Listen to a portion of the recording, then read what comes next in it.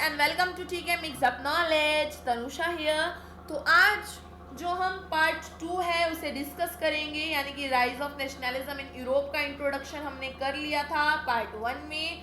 अगर नहीं देखा है तो पहले उसे जाकर देखो, फिर इसे देखना, नहीं तो समझ में ज़्यादा नहीं आ पाएगा। इंट्रोडक्शन देखना तो ज़रूरी है, तो जाकर उसे देखो, प्लेलिस्ट में ही है। और अभी हम पार्ट 1 डिस्कस करेंगे। तो इस चैप्टर के अंदर 6 पार्ट्स को इसमें जो है इस चैप्टर को डिवाइड करा है। फर्स्ट पार्ट है French revolution and the idea of nation. Second is making of nationalism in Europe. Third one is age of revolution 1830 to 1848, जिसके अंदर हर जगह पर रेवोल्यूशन चल रही थी, तो रेवोल्यूशन के बारे में पढ़ेंगे। फोर्थ पार्ट में हमें बताया गया है about making of Germany and Italy, की जर्मनी कैसे बना, यूनिफिकेशन इटली की, जर्मनी की किस तरीके से हुई, और साथ में ही ब्रिटेन का भी इसमें केस हम पढ़ेंगे कि कैसे ब्रिटेन, द ग्रेट ब्रिटेन बना था। फिफ्थ है visualising the nation and last is nationalism and imperialism. तो अभी जो पार्ट 1 है हमारा French revolution and the idea of nation, आज इसको स्टार्ट करेंगे। तो देखते हैं। The French revolution started in 1789 which was the first expression of nationalism in Europe. French people demanded abolishment of monarchy and establishment of democracy. तो French revolution जो थी वो 1789 में स्टार्ट हुई थी। उस टाइम लुइस 16 वहाँ पर किंग थे। हमने लास्ट ईयर भी ये बात पढ़ी थी, दैट बॉर्बन डायनेस्टी थी और लुइस 16 वहाँ पर किंग थे जब ये रेवोल्यूशन हुआ था। और जो फ्रेंच रेवोल्यूशन था उसी ने यूरोप में फर्स्ट एक्सप्रेशन डाला था नेशनलिज्म का, यानी कि जो नेशनलिज्म का, नेशन स्टेट का जो कॉन्सेप्ट था वो फ्रेंच रेवोल्यूशन के थ्रू ही आया। सारी दुनिया में वो, यूरोप में जो है सारे वर्ल्ड में वो फैला था। The French people demanded abolishment of monarchy and establishment of democracy. तो जो फ्रेंच पीपल थे उन्होंने मोनार्की को भाई हटाओ, अबॉलिशमेंट ऑफ मोनार्की, ये मोनार्की, ये किंग वगैरह जो है इन्हें हटाओ, और डेमोक्रेसी है उसे यहाँ पर लाओ, यानी कि मोनार्कियल सिस्टम को ख़त्म करो और डेमोक्रेटिक और रिपब्लिक सोसाइटी को बनाओ। तो फ्रेंच रेवोल्यूशन जो था वो बहुत ही टाइम तक चला था और सक्सेस होने के बाद क्या चेंजेस आए, तो ये चेंजेस देखते हैं। फर्स्ट द आइडियाज ऑफ ला पैट्री, द फादरलैंड एंड ली सिटोयन the citizen emphasized, which brings united community enjoying equal rights under the constitution। यानी कि जो ला पात्रे, यानी कि फादरलैंड का आइडिया, यानी कि हम फादरलैंड जो है उसे सलाम करेंगे, उसके प्रति आदर रखेंगे, और द सिटीजन का आइडिया जो था वो आया, एम्फेसाइज हुआ, और सभी लोगों को कॉन्स्टिट्यूशन के अंडर इक्वल राइट्स दिए।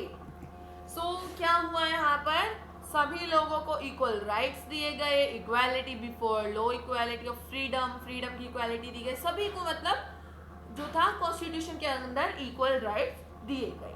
Power transfer from monarchy to common people, common people को जो है पावर ट्रांसफर करी गई, मोनार्की के जगह लोगों के हाथों में पावर आ गई थी। न्यू फ्लैग इंट्रोड्यूस, नया फ्लैग बनाया गया था।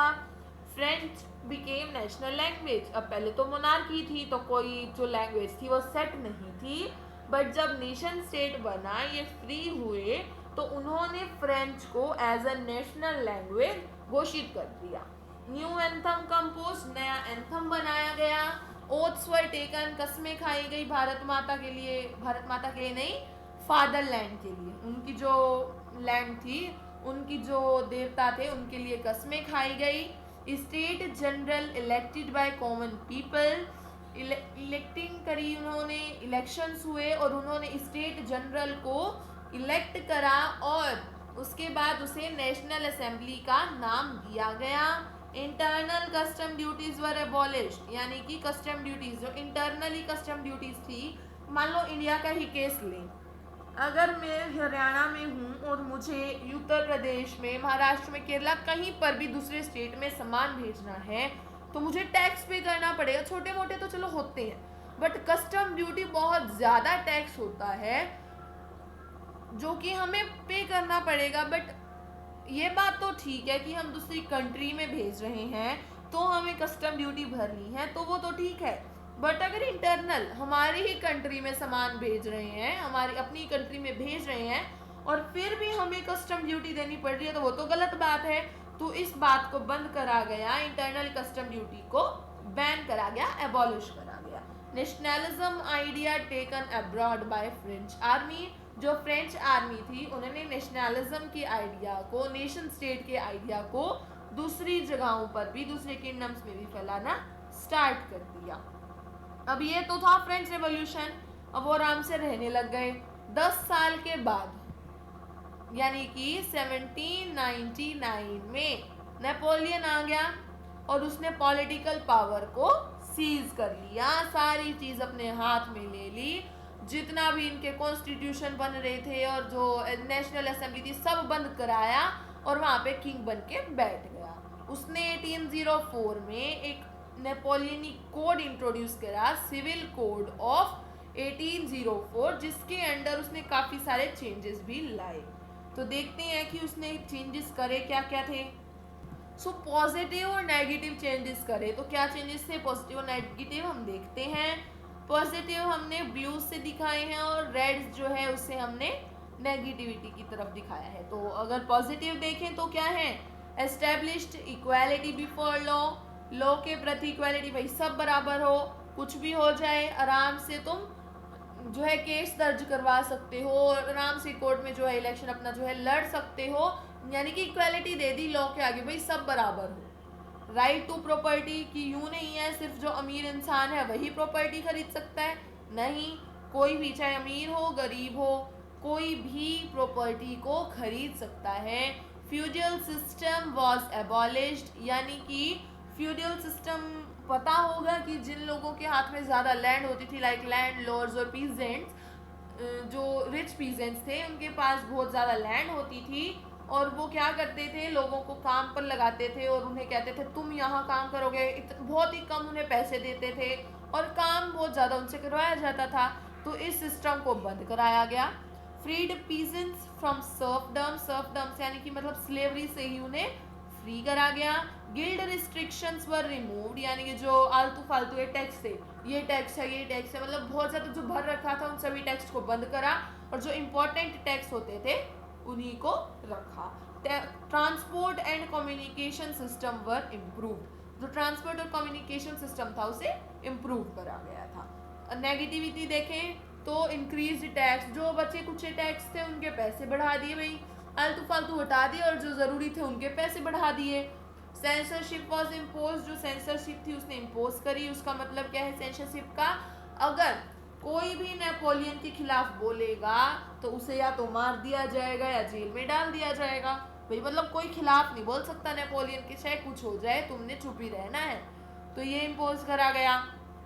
Forced to join French army, उन्हें फोर्स करा गया कि तुम फ्रेंच आर्मी को ज्वाइन करोगे, हर बंदे को फ्रेंच आर्मी में जाना है। तो ये सब उसने अपने सिविल कोड ऑफ 1804 में करा। अब फ्रांस में तो चल गया, बट और जगहों पर फ्रांस को छोड़ के जहाँ पर वो गया और वहाँ पर भी इसने सिविल कोड तो लगाया ही था क्योंकि इसी के अंडर आ रही थी वो जगहें। तो वहाँ के लोगों को समझ में आया कि यूँ नहीं है कि नेपोलियन बहुत ही अच्छा है कि उसने हाँ भाई लगा दी सिविल कोड की। लोग सभी पॉजिटिविटी नहीं देख रहे थे, ये भी देख रहे थे कि भाई टैक्स भी बढ़ा दिया, सेंसरशिप लगा दी, हमें फोर्स क्यों करा जा रहा है कि हम फ्रेंच आर्मी में जाएं। उन्हें फोर्स करा जा रहा था तो वो ये सोच रहे थे कि यूँ भाई क्या हम अपनी मर्जी से काम भी नहीं कर सकते, हमारी मर्जी हम जाएं या ना जाएं। तो ये सब भी वो लोग देख रहे थे और फ्रांस में तो चल गया था, बट दूसरी जगहें जहाँ पर उसने कब्जा करा था, यहाँ जहाँ पे वो बैटल करके जीता था, वहाँ के लोग ये भी देखने लग गए थे और सभी यूँ नहीं थे कि पॉजिटिविटी ही कर रहे हैं, हाँ भी बहुत अच्छा है बहुत अच्छा है। कुछ लोग ये भी देख रहे थे कि क्या वो गलत काम कर रहा है। सो 1815 में 1815 में नेपोलियन और Prussia, Russia, Austria, Britain in 4 kingdoms में बैटल हुई वाटरलू की, जिसके अंदर नेपोलियन हार गया और उन्हें ट्रीटी साइन करनी पड़ी, ट्रीटी ऑफ वियना, जिसके तहत नेपोलियन को वहाँ से हटाया गया। जितने भी उसने चेंजेस करे थे, चाहे सिविल कोड इंट्रोड्यूस किया, जितने भी उसने काम करे उन सबको वापस लिया गया। जितनी भी उसने रिस्ट्रिक्शंस रिमूव करी, जो कुछ भी उसने करा सभी उसे बंद कराया गया। वापस बॉर्बन डायनेस्टी रिस्टोर करी गई, जो कि फ्रेंच रेवोल्यूशन के टाइम पर हटा दी गई थी, और वापस वहाँ पर मोनार्कियल सिस्टम को ही लगा दिया गया। क्यों लगाया गया अभी? क्योंकि प्रूशिया, रशिया, ऑस्ट्रिया, ब्रिटेन ये सब भी मोनार्की में ही थे उस टाइम। इन सब में भी मोनार्कियल सिस्टम ही चल रहा था। वो ये नहीं चाहते थे कि एक जगह पर नेशनलिज्म या फिर नेशन स्टेट बने और उनकी जो प्रजा है वो भी यही करने लगे कि भाई मोनार्की हटाओ और हमें भी डेमोक्रेसी दो। इसलिए उन्होंने वहाँ पर दोबारा से मोनार्कियल सिस्टम को लगवा दिया और फिर से दोबारा वो फ्रेंच रेवोल्यूशन बंद हुआ था और वहाँ पर वापस बॉर्बन डायनेस्टी को रिस्टोर करा था। तो हमने मोस्ट ऑफ द कंटेंट जो कि French revolution and the idea of nation में था वो कवर करा है। वीडियो कंप्लीट हो चुकी है। अब एक बार अपनी एनसीईआरटी उठाओ और रीड करो, तो जितना अभी तक समझाया है ना इतना अच्छे से क्लियर हो जाएगा, भूलोगे नहीं कभी। तो लाइक भी कर देना, सब्सक्राइब भी कर देना और अपने फ्रेंड्स के साथ भी शेयर कर देना, ताकि जिनको ऐसे चिढ़ है वो भी थोड़ा इसमें समझ सके। Okay guys, thank you.